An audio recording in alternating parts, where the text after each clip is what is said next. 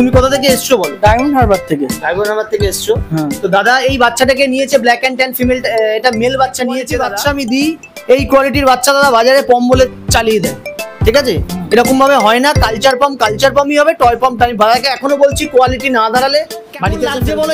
এদের সম্বন্ধে তোমার যা অভিজ্ঞতা এসছে, যারা অডিয়েন্স আমাদের দেখছে তাদের জন্য একটু তুমি কিছু বলো। ভীষণ ফ্র্যাঙ্কলি আর ভীষণ মিশুকে, ভীষণ সুন্দর, সব সময় বেশ মিশুকে, কোনো আওয়াজ নেই, কিছু নেই, কোনো কামড়ানোর ব্যাপার নেই। বেগমপুর থেকে এসেছি, আমার মেয়ের অনেক দিনের ইচ্ছা যে ভাইয়ের ক্যানেলে ঘুরবে, তো ওর খুব ইচ্ছা ছিল, আজকে সময় করে এলাম, ভীষণ ভালো লাগলো।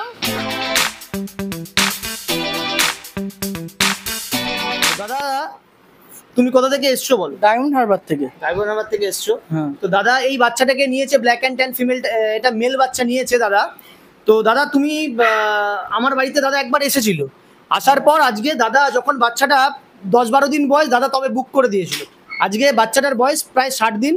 ভ্যাকসিন করেছি, ভ্যাকসিনের ভিডিও দিয়েছি, ভ্যাকসিনের কার্ডও আমি তৈরি করে দিয়েছি। তো বাচ্চাটাকে আজকে দাদা নিতে এসছে। তো দাদা তুমি বলো যে কালচার পমেরিয়ান আমার বাড়িতে দেখে তোমার কেমন লাগলো একটু বলো। খুব ভালো লেগেছে, বাজারের থেকে তোমার কাছে এসে আমি অনেক খুশি হয়েছি। তো আমি প্রত্যেককে এই কথা বলি যে যারাই বাচ্চা নেবে আমার থেকে নিতে হবে এরকম কোনো কথা নয়। এরা যেরকম দাদারা যেমন বাড়িতে এসে যেরকম বলো, সবাই আসার জন্য আমি অনুরোধ করছি দাদার কাছে। হ্যাঁ, যারা আসতে চাও কুকুর কিনতে হবে এরকম কোনো কথা নয়। একবার আসো, আসলে ব্যবহারটা দেখবে, বাচ্চা দেখবে, হ্যাঁ বাজারের থেকে অনেক ভালো পাবে, ঠিক আছে? যে কোয়ালিটি বাচ্চা আমি দিই, এই কোয়ালিটির বাচ্চা দাদা বাজারে পম বলে চালিয়ে দেয়, ঠিক আছে? এরকম ভাবে হয় না। কালচার পাম্পই হবে, টয় পাম্প আমি দাদাকে এখনো বলছি কোয়ালিটি না দাঁড়ালে বাড়িতে এসে ফেরত দিয়ে যাবে। এই বাচ্চাটার যা লোমের কোট হবে, একে ব্রাশ চালানো যাবে না, এত লোমের কোট হবে, এত হাই কোট হবে। তো ওই জন্য দাদাকে বলেছি। আর যা অসুবিধা হবে আমাদের দুজনের নাম্বারই দেওয়া আছে দাদার কাছে, যা অসুবিধা হবে আমাকে একটা হোয়াটসঅ্যাপ করে দেবে, ফোন না ধরতে পারি, আর যদি পারো ফোন করবে, যেটুকুনি সমস্যা হবে তোমাকে আমরা সবসময় হেল্প করবো, ঠিক আছে? ঠিক আছে। তো চলো বন্ধুরা, ভিডিওটা তোমরা দেখো, অতি অবশ্যই কমেন্ট করে জানাও। চ্যানেলে যারা নতুন তারা চ্যানেলটাকে আবার প্লিজ সাবস্ক্রাইব। আমার বাড়িতে ঘুরতে, তো কাকিমাদের এই বোনেদের ইচ্ছা ছিল যে বাচ্চা দেখতে আসবে। আমি সবাইকেই বলি কুকুর কিনতে হবে এরকম কোনো কথা নয়। কুকুর কেনার আগে, বাচ্চা কেনার আগে কিনে তারপর ঠকে যাবেন, তার থেকে আমি বলবো আগে বাড়িতে এসে ঘুরে যান। ঘুরে যাওয়ার পর আপনারা ঠিক করবেন বাচ্চা নেবেন কি নেবেন না। এরকম নয় যে বাড়িতে আসা মানে আমার থেকে বাচ্চা নিতে হবে, এরকম কিচ্ছু না। আমার টাইম করে আমার বাড়িতে এসে ঘুরে যাও, তাহলেই বুঝতে পারবে। তো কাকিমা বলো, তোমরা এসছো কেমন লাগছে বলো। এদের সম্বন্ধে তোমার যা অভিজ্ঞতা এসছে, যারা অডিয়েন্স আমাদের দেখছে তাদের জন্য একটু তুমি কিছু বলো। ভীষণ ফ্র্যাঙ্কলি আর ভীষণ মিশুকে, ভীষণ সুন্দর, সব সময় বেশ মিশুকে, কোনো আওয়াজ নেই, কিছু নেই, কোনো কামড়ানোর ব্যাপার নেই। অনেকের ধারণা থাকে যে কুকুর কামড়ে দেবে, না না না, তাদের জন্য বলছি এসব বাজে কথা। যারা ইনলাইন মেটিং করে তাদের এই কুকুরে বিভিন্ন রকম ডিজিজ, বিভিন্ন রকম সমস্যা হয়তো চিৎকার করে। এই যে এতগুলো বাচ্চা ওদের ঘিরে ধরেছে, আমি তো আর শিখিয়ে রেখে দিইনি যে এতগুলো বাচ্চা কি করবে না করবে। তো দেখো, ভালো ব্রিডার, ভালো মানে ব্লাড লাইন, যে অনেকে বলে দাদা ওখানে তো হাটে সস্তায় দিচ্ছে, আপনি কেন দিচ্ছেন না? আমি তাদের ক্ষেত্রে একটা কথা বলি, আমি সস্তায় কুকুর দিতে পারি না। কারণ আমার বাড়িতে কাকিমারা এসছে, আমার বাড়ি এরা যেভাবে থাকে আমার মনে হয় না কাকিমা যে এদের কোনো জায়গায় কি খামতি আছে। এদের যে মেনটেনেন্স যেভাবে রাখা হয় না, খুব পরিষ্কার জায়গা খুব পরিষ্কার, বাচ্চারা পরিষ্কার, কোনো কুকুরের গায়ে টিক্স নেই। অনেকে বলে এতগুলো কুকুর মেনটেন করে কি টিক্স ইউজ করেন। তাদেরকে একটা কথা বলি, পরিষ্কার পরিচ্ছন্ন যদি রাখো, এদেরকে যদি টাইম দাও, কোনো রকমভাবে প্রবলেম হবে না। তো ওই জন্য বলি কুকুর কিনতে হবে এরকম। কাকিমারা আমার বাড়িতে ঘুরতে এসছে।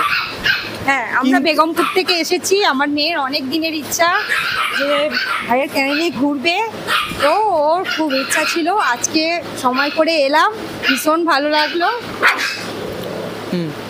তো ওই জন্য বলছি যে কুকুর কিনতে হবে এরকম কোনো কথা নয়। যারা এই কালচার পম্প করে দেয় না, মগে ঢুকিয়ে কাপে ঢুকিয়ে, ওগুলো একদমই সত্যিকারের হয় না।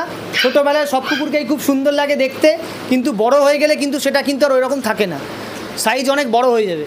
তো আমার বাড়ির কালচার পম্প ম্যাক্সিমাম 4 কিলো, ঠিক আছে? তার থেকে নিচু কমেও হয়, কিন্তু আমি 4 কিলো অ্যাপ্রক্স বলে রাখি।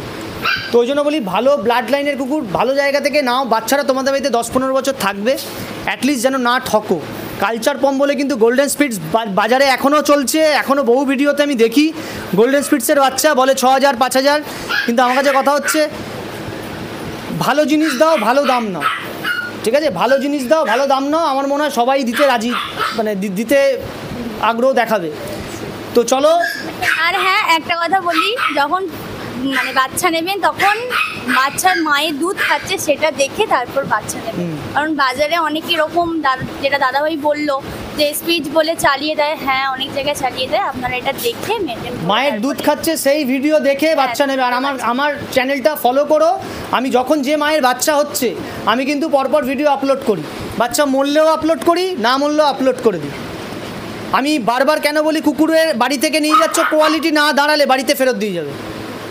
সারা ইন্ডিয়াতে আপনাকে এই গ্যারেন্টি কেউ দেবে না, কুকুরের কোয়ালিটি না দাঁড়ালে বাড়িতে এসে বাচ্চা ফেরত দিয়ে যাবে। হ্যাঁ, কালচার পমটা কেউ আবার আশা করবে না যে টয় পমের মতন হবে। কালচার পমটা কালচার পমের মতন আছে, যা সামনে আছে এদেরই বাচ্চা দেবো, ঠিক আছে? আর দামও যেটা রাখি, যে হাইফাই দাম কিছু রাখি না, যে অনেকে ভাবে যে 12,000 15,000 টাকা দাম রাখছি। দাদা, গোল্ডেন স্পিডসের বাচ্চা কালচার পম টয় পম বলে বিক্রি হয়।